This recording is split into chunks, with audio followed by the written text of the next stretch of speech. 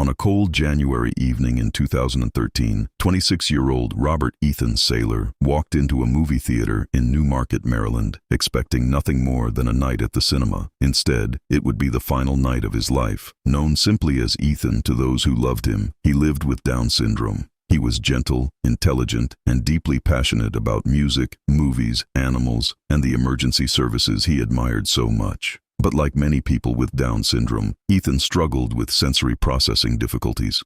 Being touched unexpectedly could trigger overwhelming distress.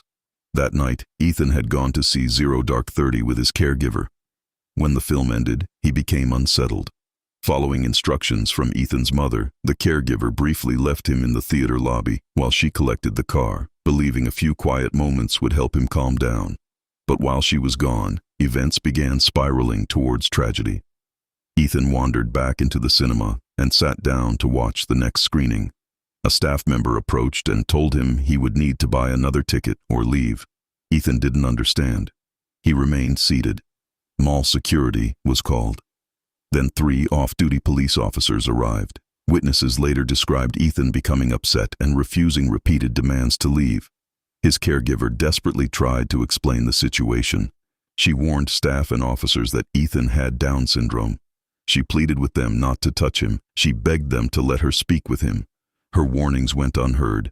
Instead of de-escalating the situation, officers moved to physically remove him. Inside the darkened theater, what began as a disagreement over a cinema seat quickly descended into chaos. As officers grabbed him, Ethan screamed in fear, "Mommy, Mommy, it hurts."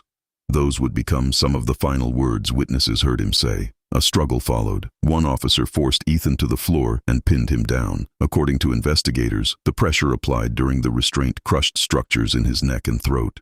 Within moments, his cries stopped. The theater fell silent. 22 witnesses watched the incident unfold. Many later stated that Ethan had posed no threat to anyone present. An autopsy determined that Ethan died from asphyxiation. His death was officially ruled a homicide. Yet despite the ruling, no officer was criminally charged. For Ethan's family, the loss was unimaginable. A young man who trusted authority, who admired police officers and first responders, had died during an encounter that should never have escalated beyond a conversation. Years later, his family secured a civil settlement and established the Ethan Saylor Alliance, an organization dedicated to training law enforcement and emergency personnel on how to interact safely with people living with disabilities. But for many, the haunting questions remain.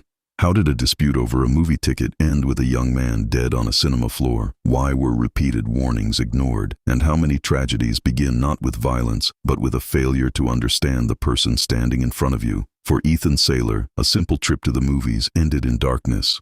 And for those who loved him, the echoes of that night have never truly faded. People took the knee for drug-addicted career criminal George Floyd after being killed by police, and a statue was even erected. Where is the uproar for Robert Ethan Saylor? Where is the statue? Why did nobody take the knee for Ethan?